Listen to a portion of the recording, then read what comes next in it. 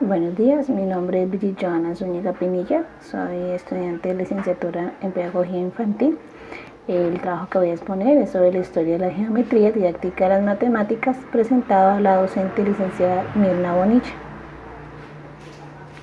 Haremos una breve reseña de lo que fue algo histórico en la geometría. La geometría históricamente comenzaron con la geometría, viene el grupo geo, que indica tierra, y metrín, que significa medir. Es la rama de las matemáticas que se ocupa de las propiedades del espacio.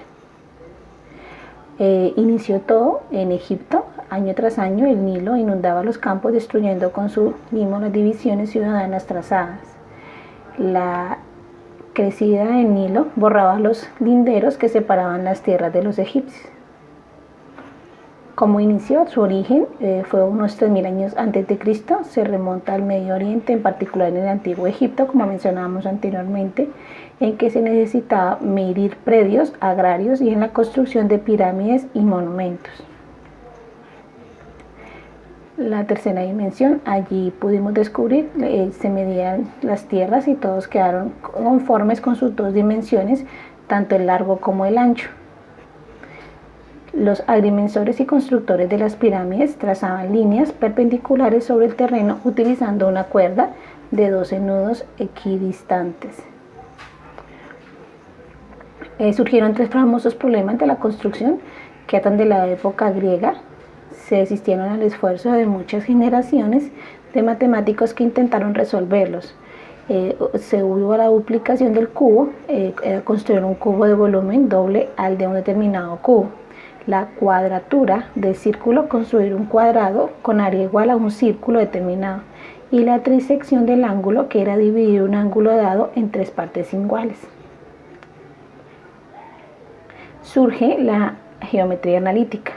La geometría avanzó muy poco desde el final de la era griega hasta la Edad Media. El siguiente paso importante en esa ciencia lo dio el filósofo y matemático francés René Descartes, cuyo tratado El discurso del método, publicado en 1637, hizo época.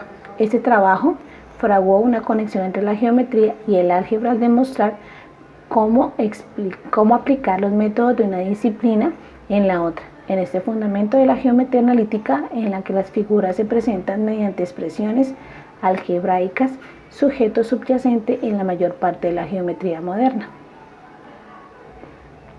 Un ejemplo sencillo de la geometría proyectiva queda ilustrado en la figura número 1, donde nos ilustra si los puntos A, B y C y A, B, C se colocan en cualquier posición de una cónica, por ejemplo, una circunferencia, y dichos puntos se unen A con B y C, B con C y A y C con B y A. Los tres puntos de las intersecciones de dichas líneas están en una recta.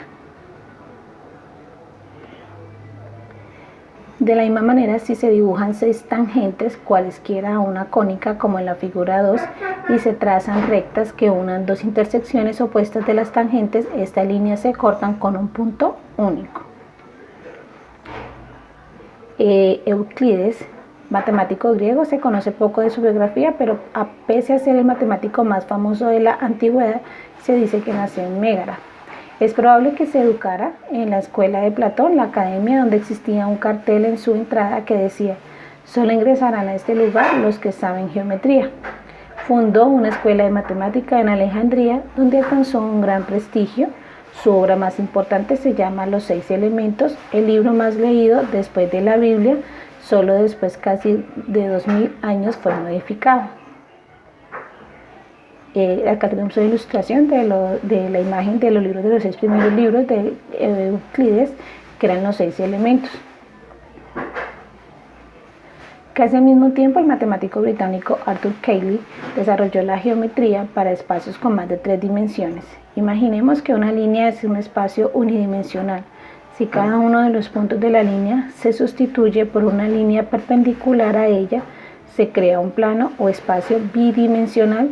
De la misma manera, si cada punto del plano se sustituye por una línea perpendicular a él, se genera un espacio tridimensional.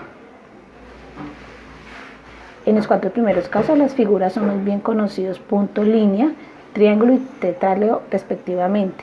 En el espacio de 4 dimensiones se puede demostrar que la figura más sencilla está compuesta por 5 puntos como vértices, 10 segmentos como aristas de triángulos como caras y 5 tetádreos.